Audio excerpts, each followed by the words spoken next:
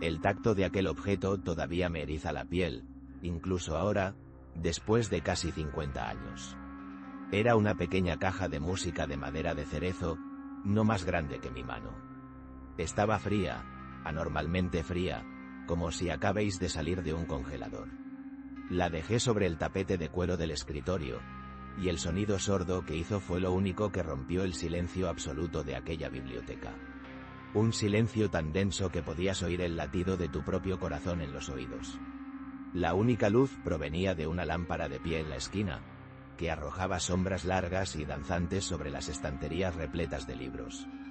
Sombras que parecían moverse cuando no mirabas directamente.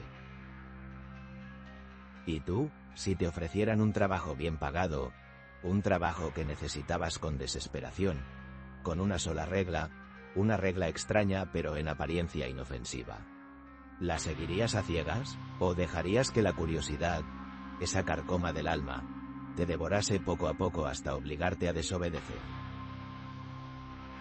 Yo era joven, estudiaba filología y el dinero escaseaba más que el sentido común a mi edad. El anuncio en el tablón de la facultad era escueto. Necesita ayudante para catalogar biblioteca privada. Buen sueldo, discreción absoluta. No pedían experiencia, solo paciencia y orden. La dirección me llevó a una de las zonas más antiguas y señoriales de la ciudad, a una casona de piedra con los postigos casi siempre cerrados. Me recibió un hombre que se presentó como don Julián. Tendría unos 70 años, alto, delgado, vestido con una elegancia de otra época. Su rostro era un mapa de arrugas finas, pero sus ojos eran de un azul pálido, casi transparentes, y no transmitían absolutamente nada. Ni amabilidad, ni recelo.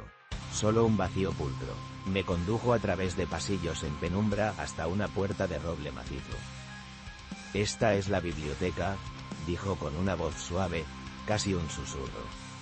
Su trabajo consistirá en catalogar cada libro, cada documento, cada objeto que encuentre en estas estanterías. Fichas, ordenador, todo está a su disposición. La habitación era magnífica. Las paredes estaban cubiertas de estanterías hasta el techo, repletas de volúmenes encuadernados en piel. Olía a papel viejo, a cuero y a cera, pero también había otro olor, uno más sutil, metálico y frío, como el aire antes de una tormenta. En el centro, un enorme escritorio de caoba, y sobre él, un flexo de latón, de esos antiguos, con la pantalla verde. Don Julián se detuvo junto al escritorio. Solo hay una norma en esta casa, muchacho. Una sola, y exijo que se cumpla sin excepción. Su mirada se fijó en la lámpara de latón. Nunca, bajo ninguna circunstancia, debe encender esa luz. La iluminación de la sala es suficiente. Esa lámpara no debe encenderse. Ya más. Me pareció una excentricidad, nada más. Quizá era una antigüedad delicada, un recuerdo familiar. Asentí sin darle más importancia. El sueldo que me ofreció era más del doble de lo que podría ganar en cualquier otro sitio. Acepté, por supuesto que acepté. ¿Quién no lo habría hecho? Comencé a trabajar al día siguiente. Mis jornadas eran de 8 horas, en solitario. Don Julián apenas aparecía. A veces oía sus pasos lentos en el piso de arriba, o el tintineo de un vaso, pero rara vez cruzábamos palabra. Me dejaba un termo de café y un sándwich en una mesita junto a la puerta, como si alimentara a un animal enjaulado. Las primeras semanas fueron un remanso de paz. El silencio, que al principio me pareció opresivo, se convirtió en mi compañero. Me sumergí en los libros, primeras ediciones, manuscritos, tratados de ciencias ocultas, diarios de viaje. La colección era tan ecléctica como fascinante, pero poco a poco, empecé a notar un patrón. Muchos libros trataban sobre la memoria, la pérdida, la identidad. Algunos tenían anotaciones en los márgenes, con una caligrafía temblorosa. Frases como «¿Ando es él?» o «¿Dónde se fue?». Fue a principios del segundo mes cuando encontré el primer objeto que me perturbó. Escondido detrás de una fila de libros de botánica, había un sonajero de plata. Era una pieza preciosa, antigua, con grabados de lunas y estrellas. Pero cuando lo agité, no sonó. Estaba mudo. Lo examiné de cerca. No estaba roto. Era como si la plata se hubiese tragado el sonido. Lo catalogué como esonajero de plata. Silencioso, y sentí un escalofrío al escribirlo. A partir de ese día, los objetos extraños empezaron a aparecer con más frecuencia, siempre ocultos, como secretos vergonzosos. Encontré un único zapato de bebé, de charol, con el lazo perfectamente atado, pero gastado por la punta, como si un niño hubiese gateado con él durante meses. No había ni rastro del par. Luego apareció la caja de música, la que mencioné al principio. Estaba metida dentro de un libro hueco. Al abrirla, una pequeña bailarina de porcelana se irguió, pero no giró. La melodía que sonó era incorrecta. Era una nana conocida, pero le faltaban notas, creando pausas discordantes y angustiosas. Era como escuchar una canción tartamuda, una memoria rota. La cerré de golpe. El silencio que vino después fue peor que la música. Empecé a sentirme observado. No era una presencia física, nada tan burdo. Era la sensación de que la propia habitación, los objetos, los libros, me estaban juzgando. El aire se sentía pesado, cargado de una tristeza antigua. A veces, por el rabillo del ojo, creía ver un movimiento en los reflejos de los cristales de las estanterías. Pero al girarme, no había nada. Solo yo y las sombras. La curiosidad por la lámpara de latón empezó a crecer. ¿Qué tenía de especial? ¿Por qué esa norma tan absurda y tajante? Me acercaba a ella, pasaba los dedos por el metal frío, sentía el interruptor bajo mi pulgar. La tentación era una comezón en el cerebro. Don Julián parecía cada vez más ausente, más etéreo. Sus ojos, antes vacíos, ahora parecían contener un dolor tan profundo que resultaba insoportable mirarlos. La noche clave fue una de tormenta. Llevaba casi 3 meses trabajando allí. La lluvia golpeaba los ventanales con furia y los relámpagos iluminaban la biblioteca con fogonazos azulados. Don Julián me había pedido que me quedara hasta tarde para terminar una sección importante. Estaba solo en la casa. O eso creía. Estaba catalogando una colección de álbumes de fotos. Eran antiguos, de principios del siglo XX. Familias sonrientes, niños jugando en jardines.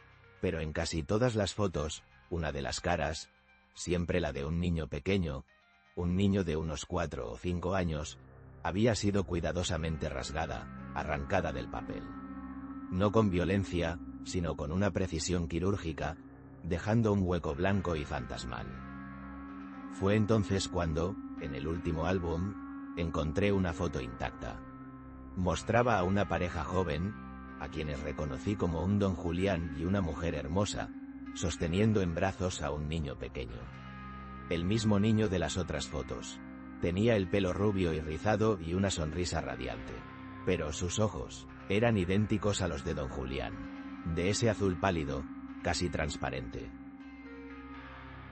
Detrás de la foto, escrito a lápiz, solo una palabra: Leo. Y una fecha. Fue en ese momento cuando mi mirada se posó de nuevo en el flexo de latón. La luz de la lámpara de pie no me permitía ver bien los detalles de la foto. Necesitaba más luz. Solo un segundo, me dije.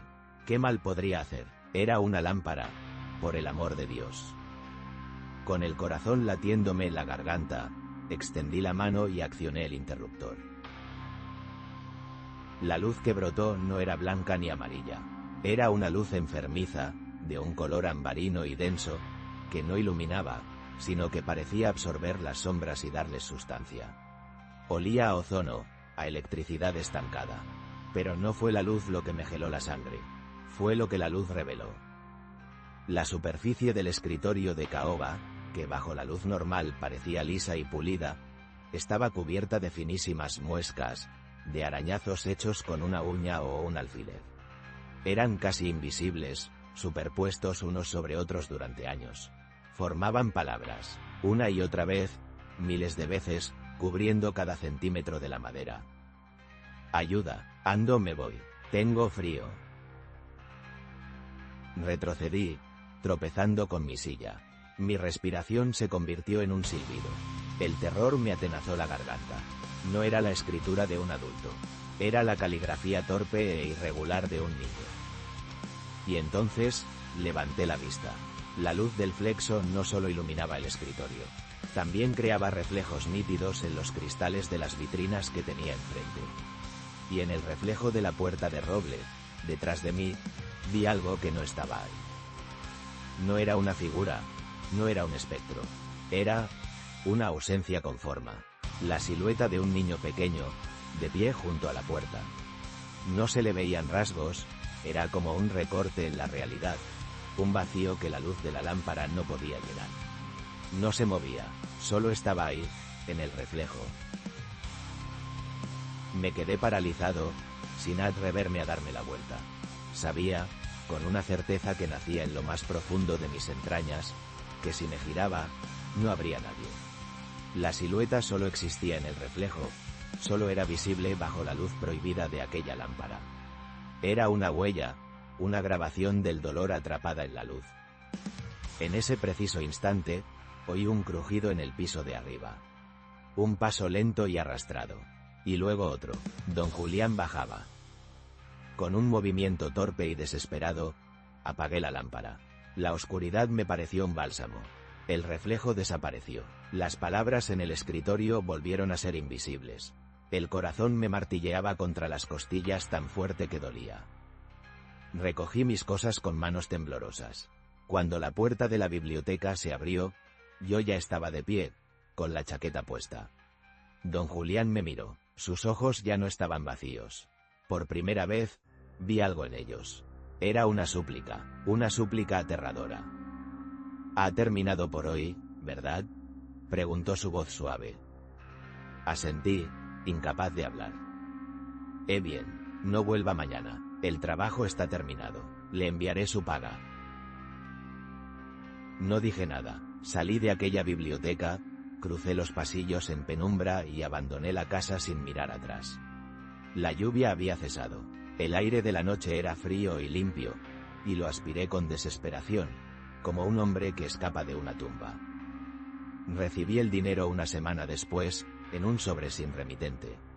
Nunca más volví a saber de don Julián. Investigué, por supuesto. Descubrí en las hemerotecas la noticia de la desaparición de un niño llamado Leo, hacía más de 40 años. El hijo de un acaudalado empresario. Nunca encontraron el cuerpo. El caso se cerró sin culpables. Nunca supe la verdad. No sé si don Julián fue un padre roto por el dolor que intentaba preservar el último eco de su hijo en aquella habitación, o si fue un monstruo que ocultaba un crimen terrible. No sé si aquella lámpara era un faro para un alma perdida o la llave de una celda. Y es esa duda, esa terrible incertidumbre, lo que me ha acompañado toda la vida. El verdadero horror no es lo que ves, sino lo que tienes que imaginar. Desde aquel día, cada vez que entro en una habitación en penumbra, no puedo evitar buscar en los reflejos lo que la oscuridad esconde.